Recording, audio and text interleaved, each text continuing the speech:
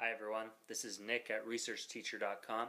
I wanted to do a quick video review of Herbert Hoover's Freedom Betrayed, his secret history of World War II and its aftermath. Here's the cover from the Kindle edition, the ebook edition. Freedom Betrayed was completed by Herbert Hoover in 1963. He passed away in the following year, 1964.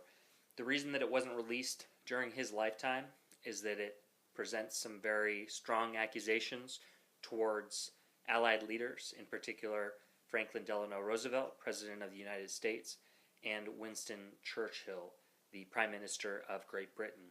Herbert Hoover believed that the Allied leaders didn't do enough to oppose the territorial expansion of international communism led by Joseph Stalin and the Soviet Union.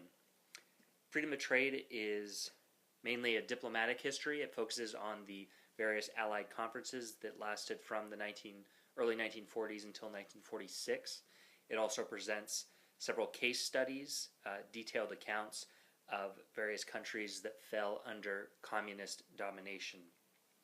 Freedom Betrayed is a very unique book because it is, of course, put out by a former U.S. president. Herbert Hoover was the president that immediately preceded Franklin Roosevelt, so he had access to individuals and information that the average U.S. citizen wouldn't have. I think it's a book that's going to change the perspective on World War II history and the consequences of the decisions taken up by Allied leaders, in particular FDR and Winston Churchill. The book was edited by Dr. George Nash. He is a biographer of Herbert Hoover, and he did a really excellent job with Freedom Betrayed. Freedom Betrayed wasn't just a nice, neat manuscript that was sitting in the Hoover archives ready for publication.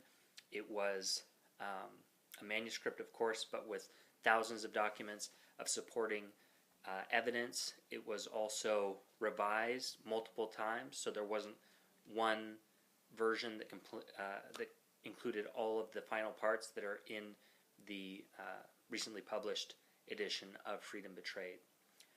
Freedom Betrayed is available as a Kindle book, which is what I recommend, the ebook. You can get it on your iPhone or Android phone. The reason I recommend the Kindle edition is that the book itself is literally a heavy read.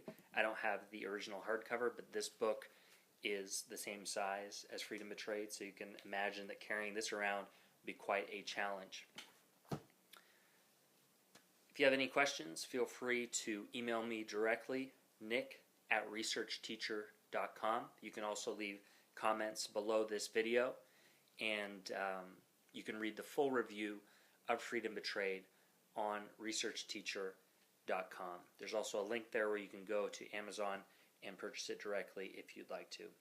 Thanks for your time, and I'll see you later.